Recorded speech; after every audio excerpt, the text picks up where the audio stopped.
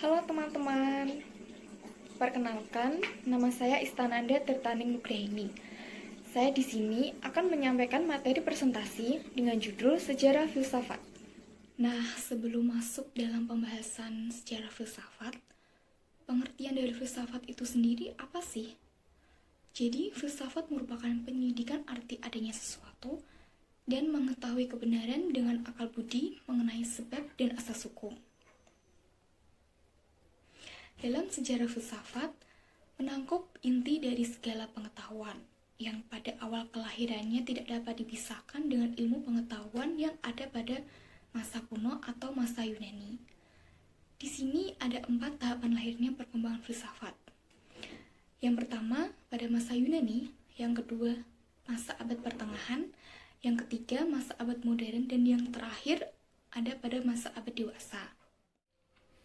Yang pertama, membahas pada masa abad Yunani, di mana masa abad Yunani ini terjadi karena perubahan pola pikir manusia yang awalnya ini mitosentris menjadi logosentris. Pola pikir mitosentris ini yaitu pola pikir yang dipengaruhi oleh mitos untuk menjelaskan suatu adanya fenomena alam. Contohnya, ada gempa bumi, ada pelangi. Sedangkan yang logosentris ini dipengaruhi oleh kebenaran di balik segala hal yang terjadi yang tampak di dalam dunia fenomenal.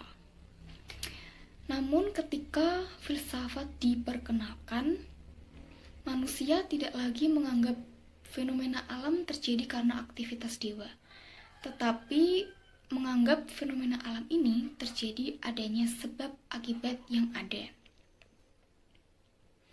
Yang kedua, ada pada masa abad pertengahan. Masa ini diawali dengan lahirnya filsafat Eropa. Jika masa abad Yunani ini dipengaruhi oleh kepercayaan mitos, yaitu yang tadi adanya fenomena alam adalah aktivitas dewa, namun pada masa abad pertengahan ini didominasi oleh agama. Jadi dipengaruhi dengan kepercayaan agama Kristen.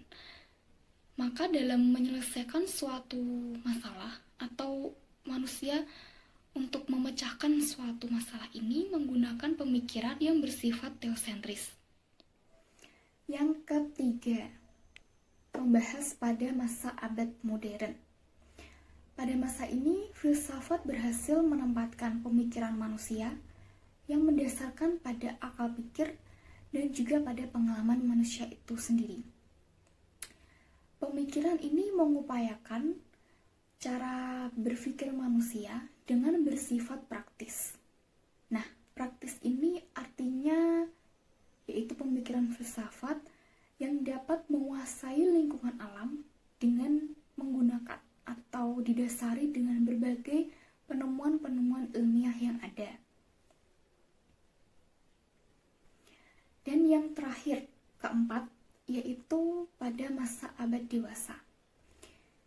Pada masa ini memberikan pemikiran pada bahasa dan juga etika sosial.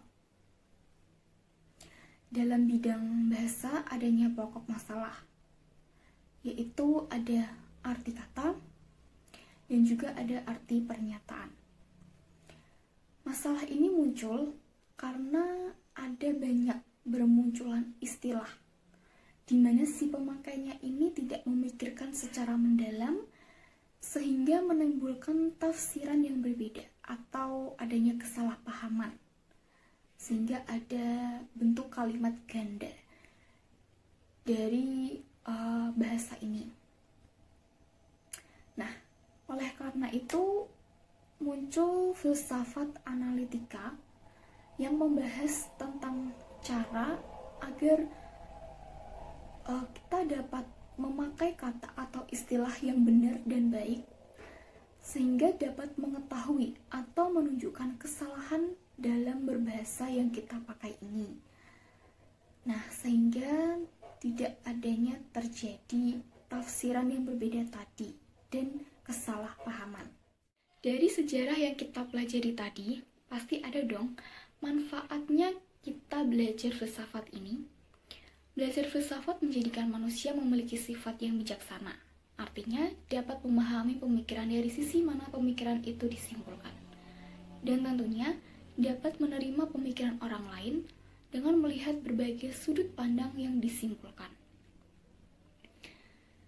Demikian beberapa uraian tentang sejarah kelahiran filsafat.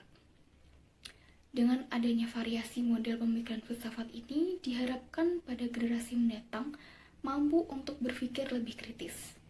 Dengan berpikir secara filsafat diartikan sebagai berpikir yang mendalam, atau berpikir secara global, atau berpikir dengan melihat berbagai sudut pandang pemikiran maupun sudut pandang ilmu pengetahuan.